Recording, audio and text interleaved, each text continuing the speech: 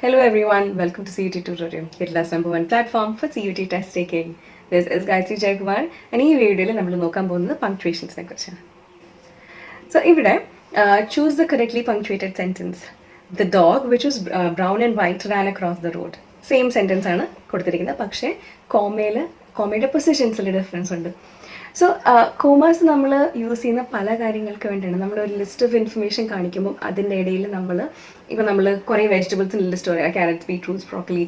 അപ്പോൾ അതിൻ്റെ എല്ലാ ഇടയിൽ ലിസ്റ്റ് കാണിക്കാൻ വേണ്ടി നമ്മൾ അത് ഒരു ലിസ്റ്റിലുള്ള സാധനങ്ങളെ ഒറ്റ സെൻറ്റൻസിലോട്ട് ഇടാൻ വേണ്ടി നമ്മൾ കോമ വെച്ച് സെപ്പറേറ്റ് ചെയ്യാറുണ്ട്. അതുപോലെ തന്നെ കോമയ്ക്ക് വേറൊരു ഉപയോഗം കൂടെ ഉണ്ട്. അത് നമ്മൾ പാരാന്തറ്റിക്കൽ ക്ലോസ് എന്ന് പറയും. എക്സ്ട്രാ ഇൻഫർമേഷൻ ആഡ് ചെയ്യാൻ വേണ്ടിയിട്ടാണ് നമ്മളിത് യൂസ് ചെയ്യുന്നത്. സോ ഇതിനകത്ത് പല പൊസിഷൻസിൽ നമ്മൾ കോമ കാണുന്നുണ്ട്, ഒരു സെൻറ്റൻസ് കോമ ഇല്ലാതെയുണ്ട്. So dog which was brown and white ran across the road. So ഈ ഒരു സെൻറ്റൻസിൽ ജസ്റ്റ് ഒരു കോമയോ പങ്ക്ച്വേഷനോ ഒന്നും ഇല്ലാതെ പോവാണ്. അപ്പോൾ ഇതിനകത്ത് ഏതാണ് റൈറ്റ് ആൻസർ? ഇതിനകത്ത് എ ആണ് റൈറ്റ് ആൻസർ. ഇത് ഇവിടെ the dog which was brown and white ran across the road. So ഇതിൽ ആക്ച്വൽ സെൻറ്റൻസ് എന്ന് പറയുന്നത് the dog ran across the road എന്നുള്ളതാണ്. which was brown and white എന്നുള്ളത് എക്സ്ട്രാ ഇൻഫർമേഷനാണ്. സോ ഏത് ഡോഗാണ് ഓടിയത് എന്നുള്ള എക്സ്ട്രാ ഇൻഫർമേഷനാണ്. അതാണ് പാരാന്തറ്റിക് ക്ലോസ്. പാരാന്തറ്റിക് ക്ലോസ് 3 രീതിയിൽ സാധാരണ ഇടാറുണ്ട്. ഒന്നിൽ കോമ വെച്ച് ഒരു സെൻറ്റൻസിൻ്റെ ഉള്ളിൽ തന്നെ 2 കോമയുടെ ഇടയിൽ ഇടാറുണ്ട്.